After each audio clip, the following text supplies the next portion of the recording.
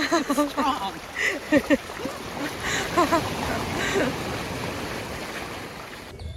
We just crossed a little bridge at the end of the beach, and now we are on the Malacon here in Melaque. And so far so good, nice and paved, some greenery, lots of RVs and campers are parked down here. And we heard there is a viewpoint, so gonna try and go check it out. In early February 2024, my mom and I spent 6 days based in Melaque, which was a perfect jumping off point for exploring the Costalegre Jalisco. The Costalegre is the stretch of beaches, capes, and bays between Puerto Vallarta and Manzanillo, a port city in the Mexican state of Colima. My mom frequented this part of Mexico back in the early 80s and said that while the area has changed in some ways, the Mexican beach town charm remains. The new Malacon in Melaque is one of the town's most impressive features. Completed in 2021, the cement boardwalk starts at the end of the beach and follows the curve of the bay.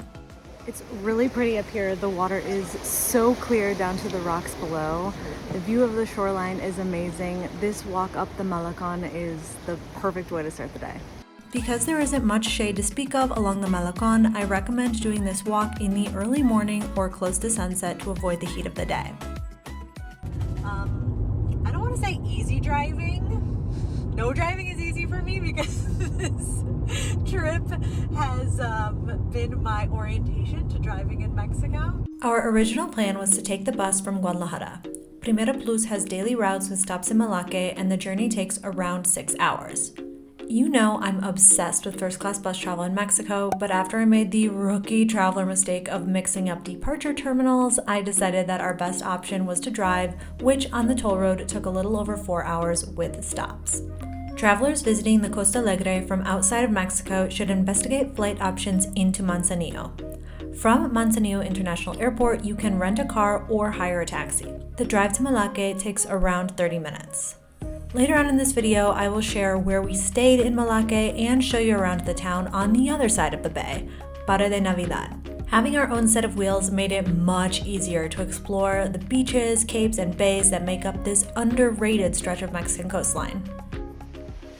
Hopefully you can hear me all right over the waves and the wind coming off of the water, but we are down today at Playa Cuastecomates, which is just a 5-minute drive up the road from Playa Melaque, and this little cove is absolutely beautiful.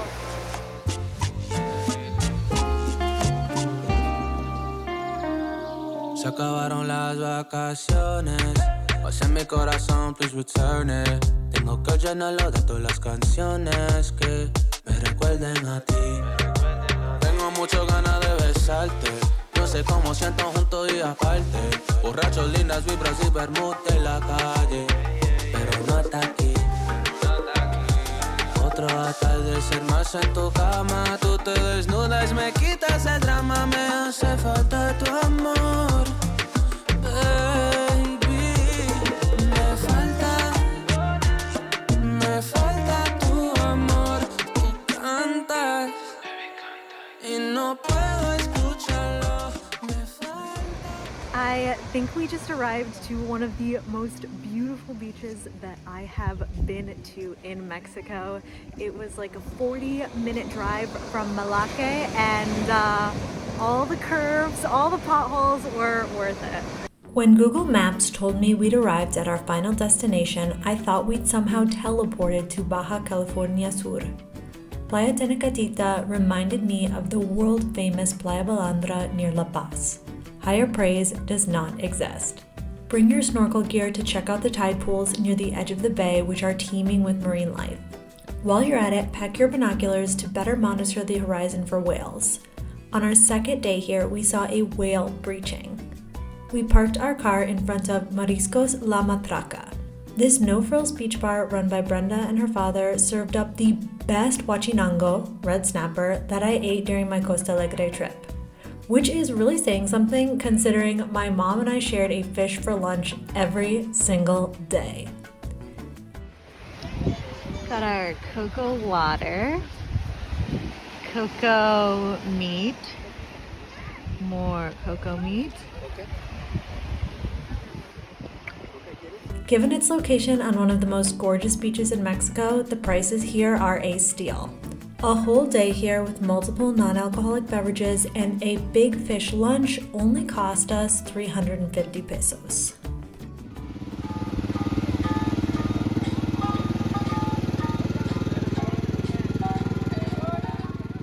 We're down here on the Malacon in Barra de Navidad.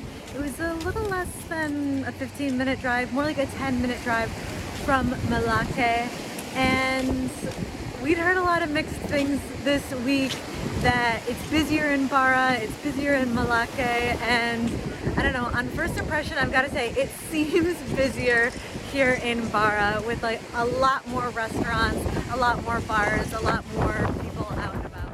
Ambitious walkers and runners can follow Playa de Melaque until it turns into Playa Navidad in Barra de Navidad. The water here is much rougher, but the waves mean it's one of the better spots for surfing. Playa Navidad is also a good place to see the sunset. Unlike Playa de Melaque, the view out into the Pacific Ocean is largely unobstructed. Charter fishing tour companies advertise around the Malacon in Barra. For the most part, prices are set, but if you're thinking about booking multiple days, it never hurts to ask about a discount. The best time to visit Barra is in the late afternoon/early evening right before sunset. This gives you time to wander around the town and walk along the Malacon. It's not as nice as the one in Melaque, but still worth a visit. Once the sun goes down, you can grab dinner at El Manglito. Based on the size of this restaurant, I'm confident it could accommodate a large group even without a reservation. We shared an order of guacamole and a molcajete de camarones, which came out piping hot and continued to bubble for more than 15 minutes. Should you stay in Melaque or Barra de Navidad? The two towns are close in distance and very similar. Melaque is a little cleaner and quieter, while Barra de Navidad seemingly has slightly more in the way of nightlife. Both Melaque and Barra de Navidad have taxis and buses to help you get around the Costalegre. We were happy with our decision to stay in Melaque. I'd probably choose it over Barra again since it's closer to my beloved Playa Tenecatita and has the nicer Malacon. We found dining options to our liking, including the Walk Place, which is a real hidden gem spot just off the Plaza Principal. We tried the papaya salad, chicken lettuce wraps, and pad thai, all of which were delicious. For a beachfront restaurant in Melaque, check out Las Hamacas. During high season, it's a good place to see live music. During our trip, a cover band got the crowd dancing with soft rock hits from the 70s, 80s, and 90s. Las Hamacas also has rooms for rent. It's where we stayed during our week in Melaque. As a guest, you get a 10% discount at the restaurant.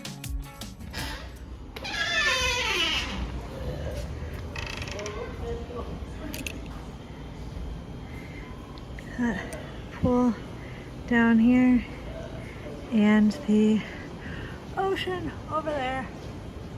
We are all packed up, but just wanted to show you the little bungalow. It's not really a bungalow, it's more like an apartment, but got a mini fridge. They'll bring whatever cooking stuff you want up to the room. We asked for that. Little coffee maker.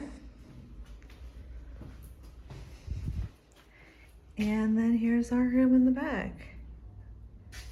Street view. I don't know if any of these places have an ocean view, but 2 queen-size beds, pretty comfy.